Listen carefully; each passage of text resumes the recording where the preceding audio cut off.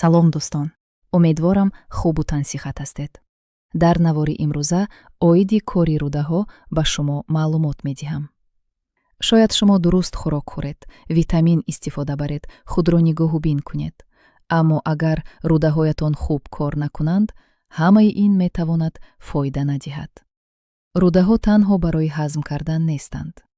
онҳо ба иммунитет, энергия, ҳатто ба ҳолати раҳии шумо таъсир мерасонанд. якум. мушкилӣ бо ҳуҷатравӣ, на танҳо кабзият. бисёр одамон фикр мекунанд ки мушкилӣ танҳо кабзият аст, аммо ин тавр нест. баъзан рӯдаҳо хуб кор намекунанд, ҳатто агар ба назарат ҳамааш нағз бошад, ба ин чизҳо аҳамият диҳед. як рӯз ҳоҷат рафтан нағз ҳаст, як рӯз нест. ҳис мекунед ки шикаматон пурра холӣ нашудааст баъди ҳоҷат. баъди хӯрок шикам дам мекунад, баъзан кабзият, баъзан нағз. ин ҳама нишон медиҳад ки кори рӯдаҳо вайрон шудааст. сабабҳо метавонанд чунин бошанд: нарасидани нах, яъне клетчатка, кам об нӯшидан, стресс, кам ҳаракатӣ ва муҳимаш, вақте рӯдаҳо дуруст кор намекунанд, заҳрҳо, яъне токсинҳо дар бадан мемонанд. ин ба пӯст, ҳолати умумӣ ва ҳатто гормонҳо таъсир мекунад. даюм. дамиши шикам. агар шикаматон зуд дамиш кунад, ин нормалӣ нест, ҳатто агар аллакай ба ин одат карда бошед. сабабҳо метавонанд чунин бошанд: вайрон шудани микрофлора, бисёр шириниҳо ва маҳсулоти хамирӣ хӯрдан. хӯрок хуб ҳазм намешавад, камбудӣ бо ферментҳо.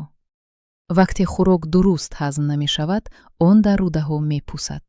аз ҳамин рӯ газ пайдо мешавад, вазнинӣ, нороҳатӣ, дамишӣ аз ҳад зиёд.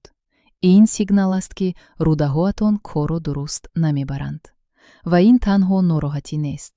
ин маънои онро дорад ки организм аз хӯрок фоидаи лозимаро намегирад. сеюм. пӯст ва ҳолати умумӣ. рӯдаҳо бо пӯст сахт вобастаанд.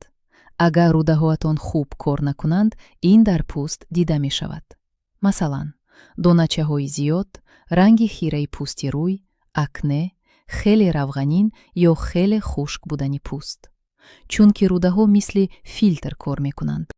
агар онҳо вазифаро иҷро накунанд, заҳрҳо ҷамъ мешаванд, илтиҳоб яъне воспаление зиёд мешавад, иммунитет суст мешавад ва бадан маҷбур мешавад онҳоро ба роҳи пӯст барорад. ҳамчунин метавонанд хастагии доимӣ, бехолӣ, кам шудани қувват, диққат паришонӣ пайдо шавад. ин аллакай нишонаи он аст ки организм хаста шудааст. агар рӯдаҳо бад кор кунанд, витаминҳо ва минералҳо дуруст ҷабида намешаванд. яъне ту метавонӣ хӯроки хуб бихӯрӣ, аммо организмат фоида намегирад. агар аҳамият надиҳед, метавонад ба чунин ҳолатҳо оварда расонад: норасоии витаминҳо, мушкилоти гормоналӣ, паст шудани иммунитет. пас чӣ кор кардан мумкин аст? якчанд маслиҳатҳои оддӣ. нах, яъне клетчатка бештар бихӯред, сабзавот, кабудӣ, зиёд об бинӯшед. ҳаракати зиёд кунед, ҳатто роҳгардӣ кӯмак мекунад. шириниҳо ва хӯрокҳои коркардшударо кам кунед. ба организматон гӯш кунед, баъди кадом хӯрок чӣ хел мешавед. хулоса, рӯдаҳо асоси саломатӣ ҳастанд. агар онҳо дуруст кор накунанд, ин ба тамоми бадан таъсир мекунад.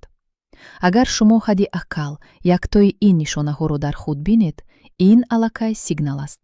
аз қадамҳои оддӣ сар кунед. агар ин мавзӯъ бароятон писанд буд, чун ҳар вақта фикрҳои худро дар комментария баён созед.